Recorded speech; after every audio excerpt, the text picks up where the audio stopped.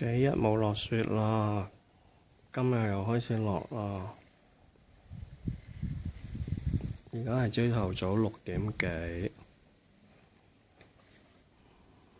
又要鏟雪啦，好慘啊！如果而家唔鏟呢，一陣放工返嚟呢，仲好過而家嘅喐下。因為今日天氣報告話會有大風雪雷暴啊！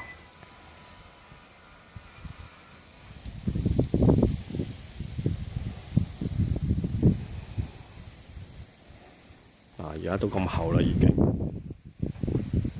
不過應該由琴晚半夜落到而家噶啦，因為琴晚瞓咗覺，所以唔知有冇落雪。